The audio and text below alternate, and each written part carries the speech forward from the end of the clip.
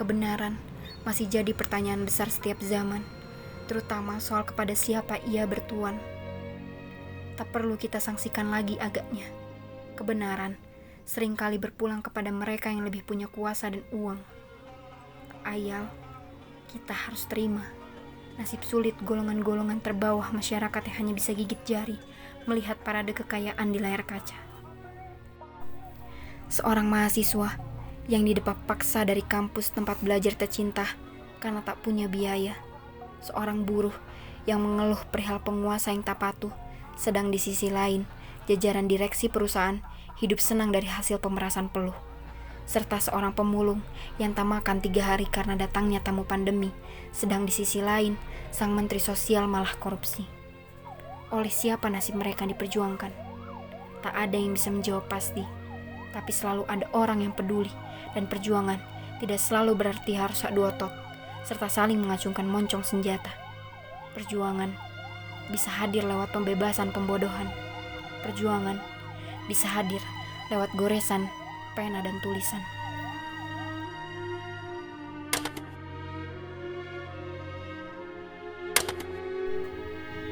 Sejarah telah berbicara soal bagaimana pers selalu menginduksi gerakan sosial dan perubahan. Orde Baru mungkin jadi tahun paling kelam bagi pers di Indonesia. Atas dalih stabilisasi keamanan dan percepatan pembangunan, pers dibungkam, pers dilarang kritis, tapi jangan khawatir. Pers masih bebas menurut Undang-Undang Nomor 11 Tahun 1966. Ya, singkatnya, pers bebas mereproduksi berita selama ia tak bertentangan dengan keinginan penguasa. Mereka mengontrol pers secara ketat lewat surat izin terbit dari Departemen Penerangan dan surat izin cetak yang dikeluarkan oleh Komando Operasi Pemulihan Keamanan dan Ketertiban. Keduanya menjadi malaikat maut, pemegang putusan tertinggi atas hidup dan matinya pers. Yang nakal akan dibredel.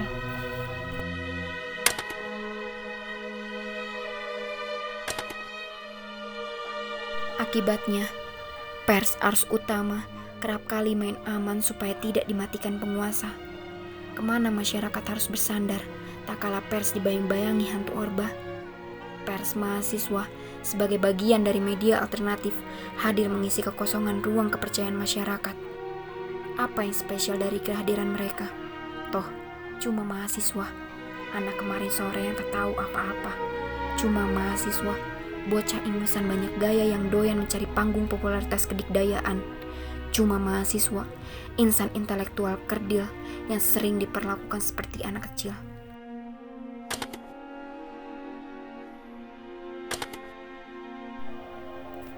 Mahasiswa boleh jadi tak punya uang dan kuasa, tapi insan intelektual yang dianggap kerdil ini punya obligasi moral tak terkira. Mereka, elit marginal pengecap pendidikan tinggi di tengah-tengah kumpulan manusia yang tak punya uang, kuasa, dan kesempatan untuk mengetuk pintu pengetahuan. Pers menjadi sarana bagi mereka yang peduli untuk menyebarkan cahaya penghapus kebodohan.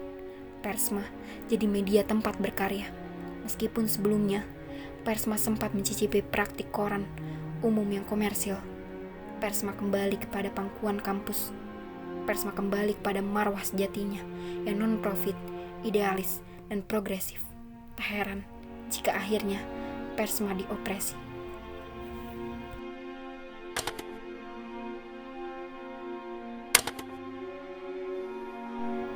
Melalui kebijakan lugu normalisasi kehidupan kampus ala Daud Yusuf, sang menteri pendidikan tipikal orba, Persma kembali dikebiri. Kritis berarti ditangkap, ditahan, dipenjara, atau dibredel. Keadaan intimidatif ini berlangsung lama.